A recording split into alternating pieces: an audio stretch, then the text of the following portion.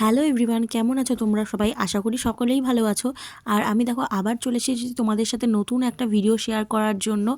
যদিও এই ভিডিওটা অনেক দিন আগের, মানে লাস্ট ইয়ার ডিসেম্বর মাসের আগের, ভিভানের বার্থডে 1 ডিসেম্বর, সেই জন্য এই পার্সেলটা। তো ভিডিওর প্রথমেই দেখতে পেলে ভিভানের বাবা বড় একটা পার্সেল বক্স নিয়ে ঘরের ভেতরে আসলো। তো ভিভান আমাদেরকে বলছিল ওর এইবারের বার্থডেতে একটা সাইকেল চাই।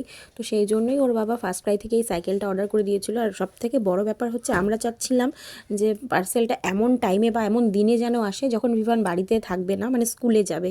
তো ফরচুনেটলি সেটাই হয়েছে। ভিভান যখন স্কুলে ছিল ওই টাইমে পার্সেলটা এসছে। তো সেই জন্য আমরা খুব ভালোভাবে, মানে সুবিধা মতো করে পার্সেলটা আনবক্সিং করতে পেরেছি, যাতে করে ওকে বার্থডের দিন পুরো সারপ্রাইজ করে দিতে পারি। কেননা আমি আর বিমানের বাবা ওকে বলেছিলাম যে এইবার বার্থডেতে সাইকেল নেওয়া হবে না। তো সেই জন্য ওকে বলেছিলাম নেক্সট বার্থডেতে দেবো। তো পুরোপুরি ব্যাপারটা একদম টোটাল সারপ্রাইজ রেখেছিলাম আমরা। পার্সেলটা আনবক্সিং করতে করতে আমি আর বিমানের বাবা গল্প করছিলাম যে এই সাইকেলটা দেখে বিমান কতই না খুশি হবে, আর ওর খুশি মুখটা দেখে আমাদের আরও বেশি খুশি হবে।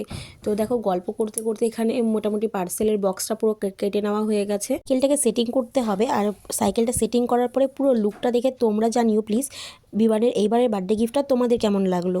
And thank you for watching.